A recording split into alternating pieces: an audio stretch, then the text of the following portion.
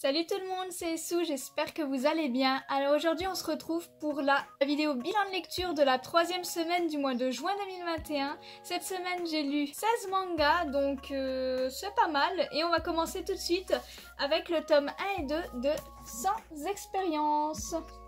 Je vous mets le petit résumé. Donc Sans expérience, c'est édité chez Delcourt Tonkam le 17 février 2021 et le tome 2 le 19 mai 2021. C'est un seinen et il est en cours actuellement. Le tome 3 sort le 20 octobre. Donc c'est dans un petit bout de temps. Mais j'ai envie de vous dire que ce manga est plutôt sympathique.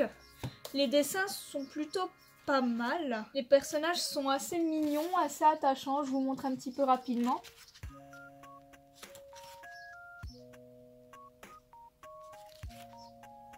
Et en fait, ce manga est assez drôle dans le sens où on a vraiment, comme le titre le dit, deux personnes sans expérience en amour et ils vont avoir en fait un espèce de petit coup de cœur l'un pour l'autre. Ils vont se retrouver du coup mariés assez vite tous les deux, à peine un an après qu'ils se soient rencontrés.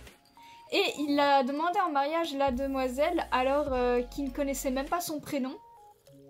Alors je vous dis tout de suite, ça m'a un petit peu surpris au départ et j'avais un petit peu peur parce que dans ce manga, ça va très vite. Comme je vous dis, il l'a demandé en mariage super vite et du coup, un an plus tard, dès qu'elle a fini ses études, ils se sont mariés et ensuite, ils ont vite emménagé ensemble. Dans ce manga, ça va extrêmement vite. C'est peut-être un petit peu le petit problème. C'est un petit peu perturbant en fait au départ quand on lit l'œuvre et quand on la découvre. Mais par contre, les personnages sont très attachants, très mignons et ça amène à des situations assez drôles parce que vraiment, ils sont très innocents. Que ça soit elle qui soit plus jeune ou lui un peu plus âgé. Franchement, c'est très drôle parce qu'ils ont vraiment aucune expérience, ils sont très maladroits et ça amène juste à des situations assez adorables, assez mignonnes. Et franchement, comme je vous dis, c'est vraiment un petit manga très sympa à suivre, qui se lit très facilement, très rapidement et qui est plein de douceur. Donc vraiment sympa comme petite série, même si ça va extrêmement vite. Ça fait le charme, on va dire, parce que tout est un petit peu tourné dans l'humour et voilà, c'est juste trop mignon. Ensuite, on a le premier tome de L'autre côté de l'horizon. Je vous mets le résumé. Alors c'est édité chez Delcourt Tonkam le 17 février 2021. C'est un seinen et il est en cours actuellement. Le tome 2 sort le 20 octobre. Donc c'est dans assez longtemps et je peux vous dire que je suis assez triste. C'est la collection Moonlight, donc cette collection elle plaît ou elle plaît pas. Il y a des œuvres que j'ai appréciées et d'autres que je n'ai pas du tout appréciées dans cette collection. Mais autant vous dire que celle-là est devenue ma favorite de la collection. Elle est juste incroyable. Déjà les dessins sont vraiment sympas, assez jolis. J'aime beaucoup le trait. Là. Mais aussi, l'histoire est très agréable à suivre. Les personnages sont plutôt attachants, très intéressants. On prend un plaisir à lire cette œuvre. Nos deux héros sont vraiment très intrigants et on a vraiment envie d'en voir un peu plus sur leur passé, sur leurs liens familiaux. Parce que ça a l'air un petit peu chaotique à certains moments. J'ai très hâte d'avoir les autres tomes parce que franchement, c'est une histoire qui se lit tout seul, qui est très agréable et qui donne vraiment envie de lire la suite. Pour le coup, c'est vraiment le manga que j'ai préféré pour l'instant dans la collection Moonlight. Donc je suis assez contente de l'avoir entre mes mains. C'est une série qui va finir en 3 tomes, assez classique de cette collection. Lecture douce, sans prise de tête, donc très hâte d'avoir une petite suite. Ensuite, on a du coup les 2 tomes du Siège des Exilés. Les covers sont super jolis. Donc, je vous mets le résumé du premier tome. Alors, ça brille beaucoup, hein. C'est la cover qui est comme ça. J'espère que ça ira. Du coup, c'est édité chez Akata le 11 février 2021. Le tome 2 est sorti le 22 avril. C'est un seinen et du coup c'est une petite série en 2 tomes et c'est plutôt sympathique. Alors c'est le même auteur qu'En proie au silence. On reconnaît un petit peu le trait, je sais pas si vous connaissez En proie au silence, mais on reconnaît un petit peu le trait, le dessin. Donc les dessins on peut dire qu'ils sont plutôt beaux. J'aime beaucoup le style de cet auteur. Et ça touche des sujets assez intéressants. Les personnages sont plutôt intrigants. On les suit avec facilité, mais c'est vrai qu'on est un petit peu perplexe dans l'histoire. Ça va assez vite, voilà, c'est que 2 tomes. On nous pose des problématiques, des sujets assez importants.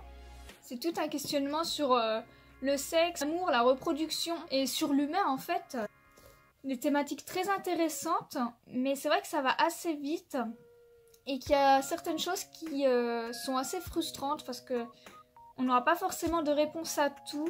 On ne verra pas ce qui se passe ensuite. Donc en fait c'est une lecture intéressante qui se lit très rapidement. Mais c'est vrai qu'on reste quand même un petit peu perplexe et frustré quand même. En tout cas pour ma part, pas facile à frustrer moi. Mais j'ai quand même passé un beau moment à lire ces 2 tomes. L'auteur sait toujours faire des sujets assez forts, assez intéressants, assez touchants. Donc c'était quand même un plaisir à suivre. Ça nous fait nous poser des questions quand même sur l'humain. Hein.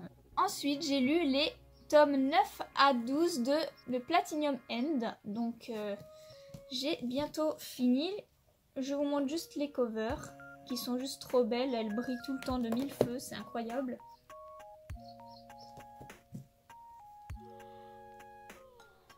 Et celui-ci, voilà. Trop beau. Alors Platinum End, je dois vous dire que je suis mitigée avec cette œuvre. Bon déjà, voilà, les dessins sont très beaux, hein. J'adore le trait, j'adore les dessins, j'en suis totalement fan. Mais c'est vrai que niveau histoire, j'ai été assez mitigée. Et je pense que ça va être comme ça jusqu'à la fin. Au départ, j'étais enthousiaste. Ensuite, ça a été un petit peu problématique. Parce que, je sais pas, j'avais du mal à m'attacher à certains personnages. Et l'histoire était un petit peu étrange à certains moments. J'arrivais pas toujours à suivre. Ensuite, le tome 8 a été pour moi mon préféré. Même s'il s'y passe quelque chose qui m'a rendu très très triste. Mais on va dire que ça a vraiment donné du peps à la série. J'étais très enthousiaste à continuer la série. Ensuite, j'ai eu encore une fois un peu de mal. Et après c'est remonté et là on voit qu'on arrive bientôt à la fin et ma hype est assez élevée quand même. Donc on peut vraiment dire que mes émotions font une vraie vague. C'est assez compliqué. J'aime cette œuvre et en même temps, des fois j'ai du mal. C'est bizarre mais c'est vraiment bizarre comme sensation mais c'est pas grave. Je vais quand même continuer la série jusqu'au bout.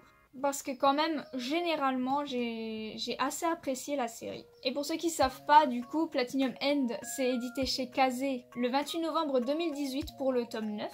C'est un shonen et il termine en 14 tomes et le 14e tome sort le 7 juillet, donc très bientôt. Ensuite, on a le tome 1 de Ayako, l'enfant de la nuit. Je vous mets le résumé. Donc Ayako, c'est édité chez Delcourt Tonkam le 10 février 2021, c'est un seinen. Et il est en cours, le tome 2 sort le 30 juin, donc très très bientôt, à la fin du mois. Donc Ayako, alors déjà j'aime énormément les dessins, je les trouve très beaux. Alors je sais qu'il y a eu pas mal de critiques dessus, mais moi je vais juste me focaliser sur ce manga sans me concentrer sur autre chose. Hein. Et alors, comment dire? Alors déjà, c'est une série qui va finir en 3 tomes, hein, il y a écrit juste ici. Comment dire? C'était intéressant. Il y a des fois où j'ai ressenti un petit peu quelques longueurs, où j'avais un peu de mal, mais ça reste une histoire quand même assez prenante, assez sombre. Il s'y passe des choses assez horribles dans cette famille, de l'inceste, à la limite de la pédophilie parfois. C'est assez perturbant, il y a certaines scènes qui sont assez dures à voir ou à suivre. Il y a pas mal de violence, c'est très malsain en fait comme ambiance. Et à côté, on a beaucoup de questionnements sur pas mal de personnages. Donc j'attends de voir les 2 autres tomes pour me faire un avis définitif. Là, on va dire que je suis plutôt mitigée sur cette œuvre qui est à la fois intéressante et à la fois assez longuée à certains moments, qui traite quand même de sujets assez sombres et qui possède aussi de très très jolis dessins. Donc on verra par la suite. suite, bon, ça il faut qu'on en parle, ça il faut qu'on en parle obligatoirement parce que c'est trop méconnu. Je vais juste dire Grim Reaper parce que mon anglais est assez nul, mais bon sang, lisez-moi ce manga. C'est une série qui termine en 6 tomes seulement. Et franchement, c'est un coup de cœur pour moi. C'est un coup de cœur, c'est une véritable pépite ce manga. Et je ne mâche pas mes mots, c'est une pépite. Alors j'ai pris le tome 1 qui est juste là, juste pour vous montrer le résumé. Grim Reaper, c'est édité chez Kana le 6 octobre 2017 pour le tome 2.